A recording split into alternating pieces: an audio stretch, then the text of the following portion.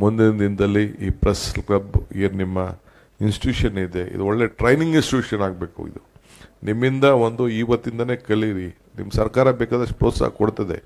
You should try to start a school. ಒಂದು ಹೊಸ ಸ್ಕೂಲನ್ನು ತಾವು ಮಾಡಿ ಹಾಕಿ ಅರ್ಜಿ. ನಮ್ಮ ಬಿ ಡಿ ಎ ಚೇರ್ಮನ್ ಇದ್ದಾರೆ, ನಾನು ಇದ್ದೀನಿ. ಒಂದು ಜಾಗ ಕೊಡ್ತೀನಿ, 1 ಎಕರೆ ಬೇಕಾರೆ ಎಲ್ಲರೂ ಒಂದು ಕಡೆ ಒಳ್ಳೆ ಸ್ಕೂಲ್ನ. ನಿಮ್ಮ ಅನೇಕ ಅನುಭವ ಇದೆ, ಅವರೆಲ್ಲ ಕೆಲವೆಲ್ಲ ಸೀನಿಯರ್ಸ್ ಇದ್ದಾರೆ. ನಂಗೆ ಮೊನ್ನೆ ಎಲ್ಲ ಸಿಕ್ಕಿದ್ರು. ನಾನೆಲ್ಲ ಟ್ರಾವೆಲ್ ಮಾಡ್ತಾ ಇರಬೇಕು, ಗೋವಿಂದ ಒಳ್ಳೊಳ್ಳೆ ಸೀನಿಯರ್ಸ್ ಎಲ್ಲ 60-65 ವರ್ಷ ಆದಮೇಲೆ ರಿಟೈರ್ಡ್ ಆಗಿ ಮನೇಲಿ ಕೂತಿದ್ದಾರೆ. ಹಾಕೊಂಡು ಅವ್ರ ಅನುಭವ ಎಲ್ಲ ಪಡ್ಕೊಳ್ಳಿ, ಸಮಾಜಕ್ಕೆ ನೆಕ್ಸ್ಟ್ ಕೊಡಲಿ.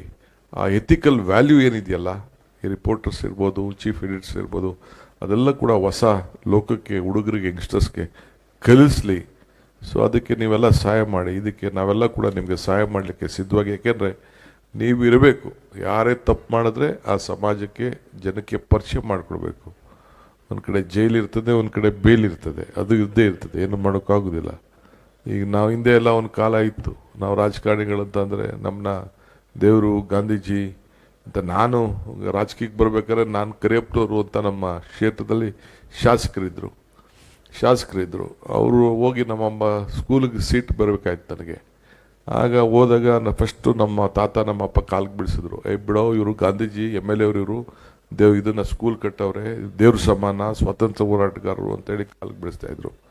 ಈಗ ನಮ್ಮನ್ನ ನೀವು ಟಿವಿಗಳಲ್ಲಿ, ಪಿಕ್ಚರಲ್ಲಿ ತೋರಿಸಿದ ತಕ್ಷಣ, ನಮ್ಮನ್ನ ಖಾದಿ ಬಟ್ಟೆ ಹಾಕಿದ ತಕ್ಷಣ ಏನು ನಾವು ಜೈಲು ಕರ್ಕೊಂಡು ಹೋಗೋದು, ಬೇಲ್ ಕೊಡೋದು, ಇವೆಲ್ಲ ನೋಡಿದ್ರೆ ಕಳ್ಳ ಅಂತ ಕರೆಯೋಂಥ ಒಂದು ಪರಿಸ್ಥಿತಿ ಇವತ್ತು ಬಂದ್ಬಿಟ್ಟಿದೆ.